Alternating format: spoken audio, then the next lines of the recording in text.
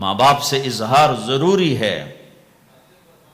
یہ سارے وہ رشتے ہیں جن کو میرے نبی نے قرآن سنو ماں باپ کے لیے، وَاخْفِضْ لَهُمَا جَنَاحَ الذُّلِّ مِنَ الرَّحْمَةِ وَقُلْ رَبِّ ارْحَمْهُمَا كَمَا رَبَّيَانِي صَغِيرًا۔ ہاں، ماں باپ کے لیے اپنے پر پھیلا دو، پر بچھا دو۔ کیوں بھائی؟ انسان کے پر ہوتے ہیں یا بازو ہوتے ہیں؟ کیوں جی؟ بولو بھائی۔ باجو، تمہاری گجراتی میں بولو نا، باجو باجو ہوتے ہیں نا، پر تو نہیں ہوتے نا۔ لیکن اللہ کہہ رہا پر بچھا دو، اپنے ماں باپ کے لیے پر بچھا دو۔ پر بچھانے کا کیا مطلب؟ میں بتایا کرتا ہوں کہ اس آیت کو کسی تفسیر سے میں نہیں سمجھا، نہ کوئی تفسیر والا یہ تفسیر کی طرف جائے گا۔ یہ جو میرا کالج کا ایک دور ہے، ایک تبلیغ کا دور ہے۔ کالج دور میں جب ہمارے گاؤں کے قریب دریائے راوی ہے، اس کے کنارے جنگل تھا بہت بڑا، اس میں ہم شکار کھیلنے جاتے تھے۔ ایک ایک ہفتہ جنگل میں پڑے رہتے تھے، تو ساتھ کھانے کا سامان، ساتھ سارے حشم خدم، اور ایک ایک ہفتہ ہم شکار کرتے تھے۔ تو وہ تیتر کو لگتا تھا نا چھرا، وہ چھرے لگتے تھے تو گرتا تھا، تو یوں اس کے پر یوں ہو جاتے تھے۔ میرے آنکھوں کے سامنے وہ تیتر نظر آ رہے ہیں، وہ یوں ایسے کرتے تھے اور یوں گردن ٹیڑھی ہوتی تھی، اور اس کا مطلب یہ ہوتا تھا کہ اب میں تیرے بس میں ہوں، ذبح کر یا چھوڑ دے، میرا بس ختم ہو چکا۔ تو آئے ہائے ہائے، قربان جاؤں قرآن کی خوبصورتی پر۔ میرا رب کہتا ہے اپنے پروں کو بچھا دے ماں باپ کے آگے، جیسے زخمی پرندہ تیرے آگے بچھ جاتا ہے، کہ ذبح کر دو صاحب، بھون کے کھا یا کباب بنا کے کھا، اب تیرے حوالے ہوں، ایسے ہی ماں باپ کے آگے یوں ہو جا۔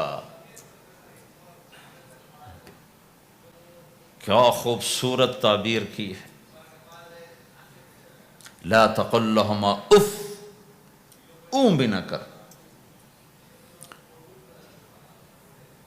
آپ نے فرمایا کاش میرے والدین ہوتے، تمنا کی۔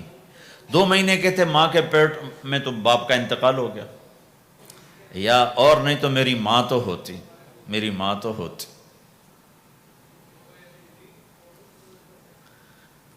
اور میں عشاء کی نماز کے مصلی پہ کھڑا ہوتا اور میں سورۃ فاتحہ شروع کر چکا ہوتا، اور ادھر سے میری ماں کہتی محمد، تو میں ماں کے لیے نماز توڑ دیتا، میں کہتا لبیک یا اماں۔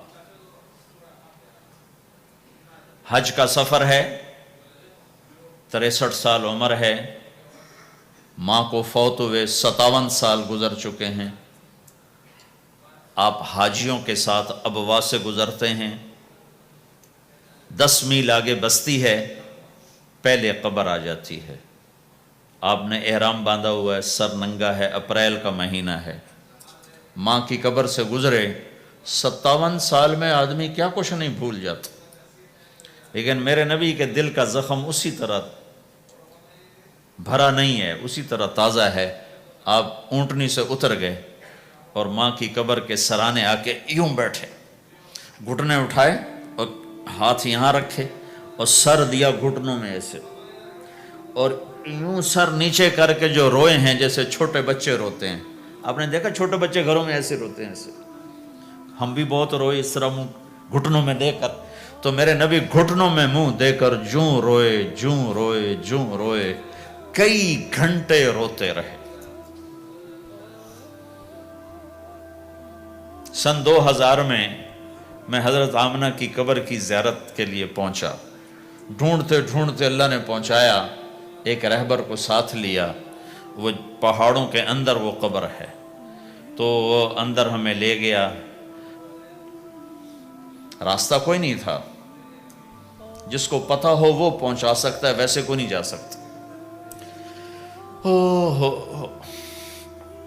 کالے پہاڑ، چھوٹے چھوٹے، کانٹے دار جھاڑیاں، ایک پہاڑی ہوگی اتنی اونچی جتنی آپ کی چھت ہے، اس کے اوپر باقی پہاڑ تو ایسے تھے، نوک نکلی ہوئی، وہ اوپر فلیٹ تھا، کوئی 10 بائی 10 تقریباً۔ وہاں میرے نبی کی ماں آرام کر رہی تھی۔ تو میں نے چاروں طرف دیکھا تو 2000 یعنی صرف 12 سال پہلے جنگل ویرانہ وحشت، 1400 سال پہلے یہاں کیا ہوگا؟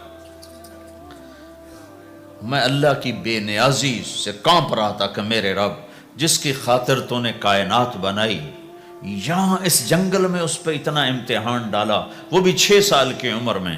باپ دیکھا نہیں، بہن کوئی نہیں، بھائی کوئی نہیں، خالہ کوئی نہیں، کوئی ساتھی کوئی نہیں۔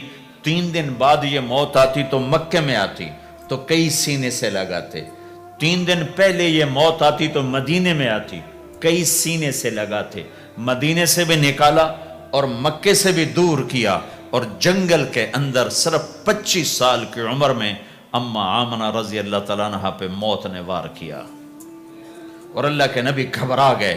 6 سال کے بچے کو سمجھ میں نہیں آ رہا کہ یہ کیا ہو رہا ہے۔ حضرت آمنہ بول نہیں پا رہے، مجھے لگتا ہے غالباً ہارٹ اٹیک ہوا ہوگا۔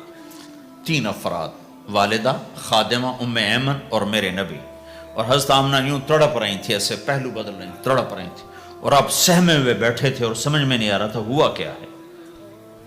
پھر حضرت آمنہ نے آخر میں اپنے آپ کو، ہارٹ اٹیک میں بولا نہیں جاتا، مجھے ہوا تھا تو مجھے پتا ہے بولا نہیں جاتا، آخر بجھتی شمع بھڑکی کا بیٹا ہر زندہ نے مرنا ہے، ہر جوانی نے ڈھلنا ہے، اور لگتا ہے میرے جانے کا وقت آ چکا ہے۔ ولد تو طہرن، تو ایسا پاک ہے کہ تیرے ذریعے سے سارا عالم پاک ہوگا۔ اور شمع بجھی، اور چھوٹا سا معصوم بچہ ماں کے سینے پر سر رکھ کے جو رویا ہے، کاش تم اس جگہ پہ ہوتے، اس خوبصورت ملک میں، تم ابوا کو کیسے جانو، اور میں تمہیں کیسے بتاؤں۔ میں ہزاروں دفعہ یہ قصہ سنا چکا ہوں، مجھے ہر دفعہ رونا آتا ہے کہ میں وہاں اپنے آپ کو محسوس کرتا ہوں کہ ہائے، یہاں اس جگہ اتنا بڑا امتحان، اور صرف 6 برس کا، کون وہاں قبر بنانے آیا؟ کوئی گزرے ہوں گے، ویسے تو کسی کے بس میں نہیں وہاں قبر بنانا۔ جب پہاڑ سے نیچے اترے تو ہمارے نبی پھر بھاگے۔ جب ام ایمن اوپر پہنچی ہیں تو کیا منظر تھا کہ ابوا کے پہاڑ بھی روئے اور زمین آسمان بھی روئے، اور ہر پتھر رویا کہ 6 سال کا معصوم بچہ 2 جہان کا سردار ہے، جنت کا چابی بردار ہے، اللہ کا جھنڈا ان کے ہاتھ میں ہوگا، شفاعت ان کی کہ طفیل حساب ہوگا، ان کی شفاعت کے ساتھ پل پار ہوگا، ان کے صدقے جنت کا دروازہ کھلے گا، ان کے صدقے جنت میں داخلہ ہوگا، ان کے صدقے گناہوں کی معافی ہوگی۔ اور اتنی بڑی ہستی والضحیٰ واللیل اذا سجا کا ٹائٹل لینے والا، وما ارسلناک الا کافۃ للناس بشیرا ونذیرا کا ٹائٹل لینے والا، 6 سال کا بچہ، مجھے دیکھو ماں کی قبر کو سینے سے لگایا ہوا تھا اور اس کے اوپر لیٹے ہوئے تھے۔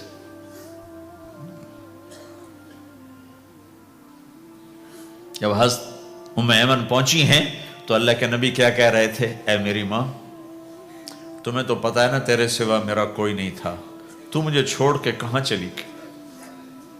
تیرے بغیر کہاں جاؤں گا؟ میرا کون ہے اب تیرے سوا؟ ام ایمن نے اٹھایا کہ مجھے چھوڑ دو، میں کہیں نہیں جاؤں گا، میں اپنی ماں کے سوا کہیں نہیں جاؤں گا۔ کھینچ کے اٹھایا، نیچے لائیں، اونٹنی پہ بٹھایا، 3 راتیں مسلسل روتے روتے یہ سفر ہوا ہے۔ ہائے ہائے، کوئی آنسوں کو، آگے کوئی خالہ نہیں بیٹھی، باپ بھی نہیں بیٹھا ہوا، بھائی بھی کوئی نہیں، بہن بھی کوئی نہیں ہے، کوئی نہیں جس کے گود میں سر رکھ کے اب یہ بچہ سوئے گا۔ تنہائیوں کے ساتھ اب بسیرا ہے۔ تو میرے نبی کا کھانا پینا چھوٹ گیا، کچھ نہیں کھاتے تھے، سارا دن زمزم کے پانی کے چند گھونٹ پیتے تھے اور تنہا بیٹھے رہتے تھے۔ تو اس پر آپ نے یہ کہا، کاش میری ماں ہوتی تو میں ایسی خدمت کرتا کہ اس کے پیچھے نماز بھی توڑ دیتا۔ ماں باپ کا ایک مقام ہے جو دین بتاتا ہے بھائی، صرف پیسہ ہی بنانا سب کچھ نہیں ہے، اور بھی دکھ ہیں زمانے میں محبت کے سوا، راحتیں اور بھی ہیں وصل کی راحت کے سوا۔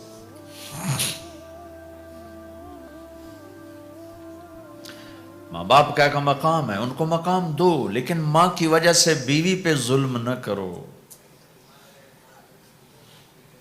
بیوی کے عشق میں ماں پہ زیادتی نہ کرو۔ یہ گھر کی معاشرت ہے، یہ گھر کی زندگی ہے۔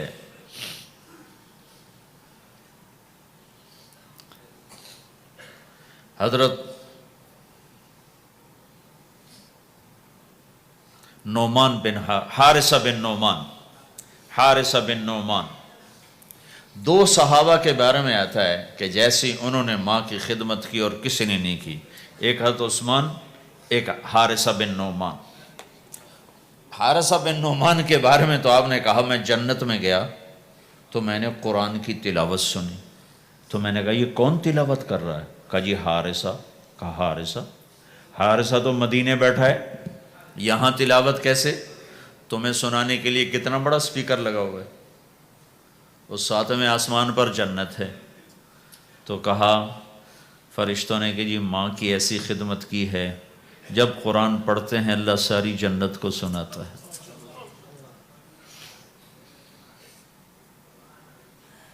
تو جن کے والدین یہاں ساتھ ہیں وہ انہیں غنیمت جانو، ان کی خدمت کرو۔ کبھی عرش پر، کبھی فرش پر، کبھی ان کے در، کبھی در بدر، غم عاشقی تیرا شکریہ میں کہاں کہاں سے گزر گیا۔ کبھی راستوں میں تنہا، کبھی ہوں ورود صحرا، میں جنوں کا ہم سفر ہوں، میرا کوئی گھر نہیں ہے۔